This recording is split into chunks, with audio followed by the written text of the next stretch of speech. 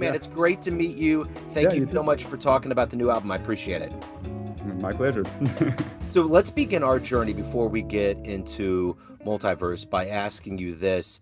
5 years ago, we were knee deep in this pandemic, trying to figure it out. It just erased itineraries for everybody. It was a very uncertain time. How did you make it through the pandemic? And how is this album or what you're doing now influenced by living through that? Well, first of all, a good part of the album has been composed during the pandemic, and I was lucky to have a grant at right at the end of the pandemic to work on that album. So I guess this project kept me alive a little bit during that time, and we had the permission to meet musicians to rehearse when we had like specific projects, and it allowed us to rehearse when nobody was, we couldn't meet anybody, and we were. It's what was the name? The confinement was the lockdown. Yeah, yeah, the lockdown was yeah, and also it's to answer your question. What allowed me to go through this period is also all the other projects of other musicians with who I play, that kept me alive, Yeah. because yeah, it was a dark time for musicians, and honestly, things have not been the same since the pandemic for music, for live music. But I think it certainly changed a lot. Yeah, Yeah. it certainly has. So let me ask you this. Talk to me about the vision for this album. How did it kind of begin? How did it steamroll? And how does it feel to have it complete? So the initially this album was it was an idea between the organ player and myself. We were discussing. He's a good friend of mine, and we play often together. And we were talking about making a B3 guitar organ trio album, but that wouldn't be conventional. Some that type of ensemble normally is associated with more traditional jazz or more like boogaloo type bluesy bluesy jazz from maybe the 60s or even earlier. So we were interested in exploring all the timbre and all the sounds that we could get out of that ensemble and making it more modern and more have different influences with more rock influence and also experiment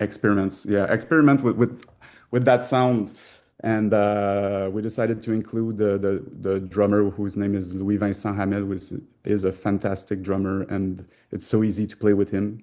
So we're basically three friends trying to explore a repertoire and having fun with all the sounds we can make, Absolutely.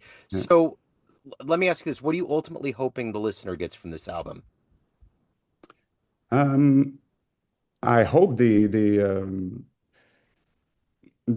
what I really like when I find a really good jazz album is when the improvisation really speaks to me. It's really hard to describe what's so good about it, but some like recently I've been listening to Emmanuel Wilkins. I don't know if you heard Yeah. about him. Yeah, he's So wonderful. like when I listen to that guy, his band, it's always unpredictable, and there's like a liberty through it. The like you can't get that with any other kind of music because it's so open, and you know that you can feel that it's improvised. And yeah, it's really it's why I love jazz so much, because you hear the music that's happening right in the moment, and you know that it wouldn't be the same in another take, and so that's what I hope. Like a good jazz album for me is when you feel that thing, that it's really improvised, and yeah, and the creativity is inspired, I guess. Yeah. Absolutely. So how did this journey into the music begin for you? Take me back to where you were born and raised. How did music and more specifically jazz kind of become your destiny? So yeah, me, I was born on the South Shore of Montreal, and At 14, I started guitar and I became so obsessed with it. I'm yeah, still really obsessed with music. And so I couldn't do anything else really. I had to try to pursue my studies in music. So I went to here in Canada. We have a something that's called CJEP. It's like after high school, we go to CJEP for 2 years. It's like the beginning of university. And then after that, I pursued in at McGill. Actually, I did my undergrad and a master's uh, in jazz performance. And so yeah, and I have a career around Montreal, but I've been also playing with other great musicians like Rémi Jean Leblanc, who's from Moncton, and also another great saxophone player whose name is Benjamin Deschamps. And we've been touring, across Canada. We've been to the States also in Europe. So yeah, it's been great. Absolutely. So, who were some early influences? Who did you look up to? Who helped you find your voice? Well, at the beginning, I like it. Like every guitar player, I started, playing rock, 70s rock and Led Zeppelin and all that stuff. But eventually, when I heard like my first real love for jazz comes from Charlie Parker, actually. So I was really um, when I heard A Night in Tunisia, you know that song? Yeah. Oh, yeah. Um, so the first time I heard that song, all the colors of the that were used by Charlie Parker really hooked me to jazz, and I started to like I was really intrigued by it, and I tried to understand it, but then eventually I went to study. I got accepted into a jazz program, and I started to study it more deeply. But initially, it was Charlie Parker that I'm a big fan of the saxophone players. Actually, my playing is really influenced by the jazz saxophone player, especially Parker and Coltrane, and then after that, more modern players. But I do like the great guitar players also. But I was more influenced by the language of the horn players. Well, it's interesting because Charlie Parker, being from Kansas City, one of our other biggest exports is Pat Metheny. Yeah, that's true. So, I've listened to my fair share of Pat Metheny too. yeah, for sure. So, let me ask you this. What was the first live concert, jazz, that you saw that blew you away, that made you Oh, think, I want to do that one day? um, that's a good question. It's been a while, I guess. Well, I was already studying, but I was really into Chris Potter Yeah, when I was younger, and I saw him live, and it was such a great group when he was playing in the early 2000s, like around 2004. He was playing with his different projects, but the album Lift with Bill Stewart and Kevin Hayes and Scott Coley was a big influence for me. I listened to that album like for 2 years. I think I just listened to that album every day, and then eventually I got to see this band live. Then it was as good as the record. Yeah. Oh no, but I have another story. When I was the first jazz concert that I saw, I was in high school and I snuck out of a it was a rehearsal, I guess, during the evening, and I went to see a jazz concert without my parents knowing, and they weren't really happy when I came back home after that. So it was a Jaco Pastorius tribute concert. yeah. And it was great, but it's especially I was like underage, and we snuck out. We went into a bar and we saw that concert without our parents knowing it. I will remember that for my whole life for sure. That's awesome. That's awesome. So, after all of this time, what do you like the best about being a professional musician? Uh, Sorry, what do you? What do you like the best about being a professional musician?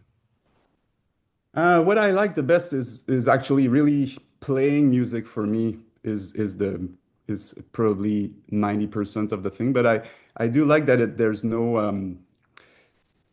not a single day that's the same, it's always different. Yeah. And what I appreciate more and more is also the fact that there's a community of musicians also. Eventually, you know a lot of different people, and a lot of those people are great, and they become friends, and yeah, it feels great to be part of a community, of a jazz community or music community. Yeah, that's what I like the most about it. Yeah. So, following that, why do you love jazz? Um, well, it's a jazz. What's amazing is that it's kind of it's a music that you can play with anybody in the world, if they know the basics of it.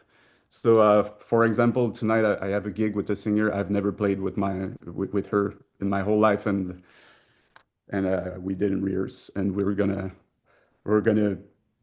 play, and it's gonna work. I know, hopefully. But yeah, it's a language that when you speak it, you can play with anybody. So I think that's something that facilitates the playing with others.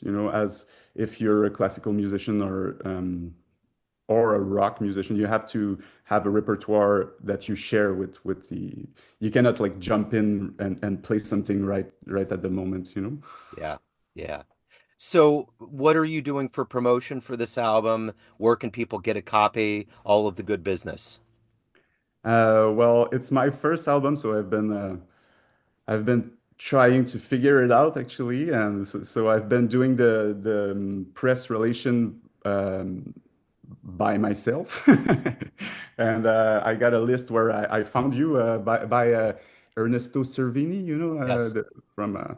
So that's how I found you, Yeah. and I've been trying to promote by I have also a bunch of videos that I've filmed during the recording of the album that I'm putting out on YouTube, and trying to reach out as many people as possible, and I'm trying to get the playlists as well on Spotify, and but mostly I'm doing that album for me, because I just feel like when I have to release some stuff before it's too late. Absolutely.